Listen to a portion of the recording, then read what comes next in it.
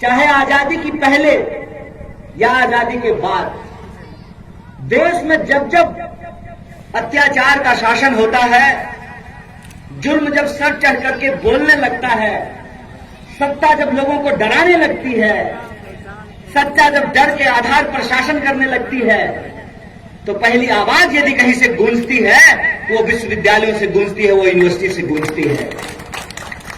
और वो आवाज जेएनयू से उठी है।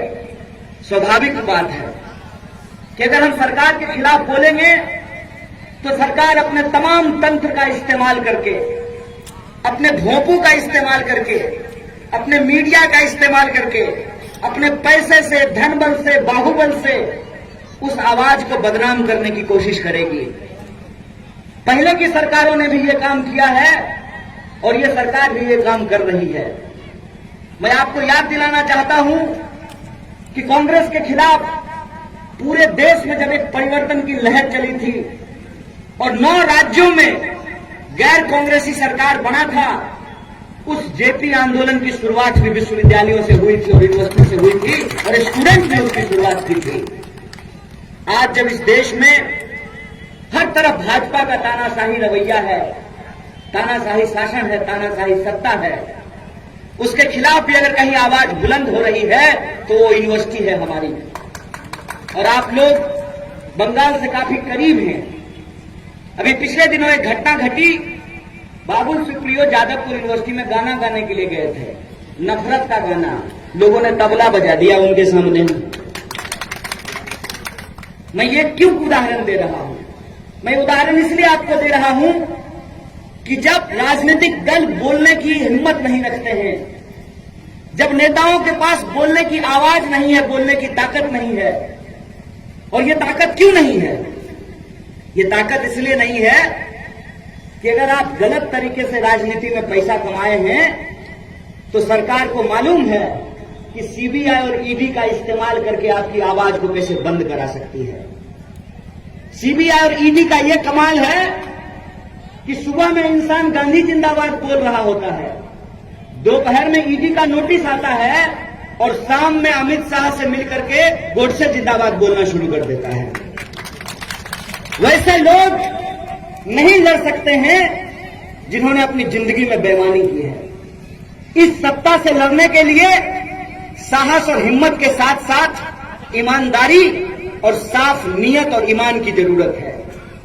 अगर आप ईमानदार नहीं हैं, अगर आपको लगता है कि हम सरकार के खिलाफ बोलेंगे तो हमारा जो गोरख धंधा चल रहा है वो गोरख धंधा बंद हो जाएगा, तो आपकी आवाज इंसान की आवाज नहीं, मेमने की आवाज में बदल जाएगी। इसीलिए आप देखेंगे कि आज विपक्ष में तमाम तरीके के बड़े बड़े नेता हैं, लेकिन सरकार के खिलाफ बोलने की उनकी हिम्मत नहीं है, क्योंकि उनको मालूम है कि अगर हम बोलेंगे तो जो हमने कुकर्म किए हैं उसके आधार पर हमको जेलों में बंद करके रख दिया जाएगा। और राजनीति आज के डेट में ऐसी हो गई है कि आपको सब कुछ मिलेगा राजनीति में, लेकिन ईमान और ईमानदार व्यक्ति मिलना बहुत मुश्किल हो गया है। यही वजह है कि सरकार के खिलाफ अगर कहीं से आवाज बुलंद होती है तो हमारे विश्वविद्यालयों से वो आवाज बुलंद होती है। हमारे देश के विद्यार्थी हमारे देश के भविष्य को लेकर के चिंतित हैं और वो सवाल उठा रहे हैं। और ये विद्यार्थी कौन है? ये विद्यार्थी आपके ही बच्चे हैं। किसी के पिताजी जूता सिलते हैं, किसी के पिताजी टेलर का काम करते हैं, किसी की मां चौका बर्तन करती है, किसी की मां आंगनबाड़ी में काम करती है, किसी का बाप चूड़ी बेचता है, कोई नौकरी कर रहे हैं सरकारी, कोई गैर सरकारी, कोई प्राइवेट में कहीं काम करता है, कोई छोटा मोटा धंधा करता है, कोई छोटे मोटे उद्योगों और फैक्ट्रियों में काम करता है।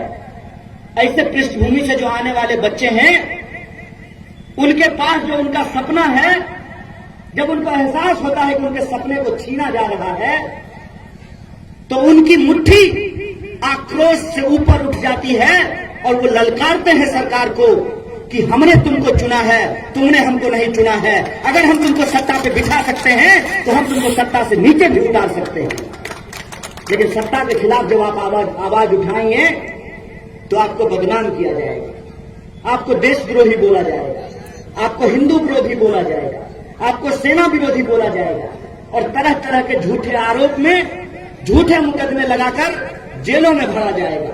फिर भी अगर आप नहीं मानेंगे, फिर भी अगर आप सरकार के खिलाफ आंख से आंख मिला करके सवाल पूछते रहेंगे तो आपके ऊपर गोलियां चलाई जाएगी, आपकी हत्याएं की जा रही हैं।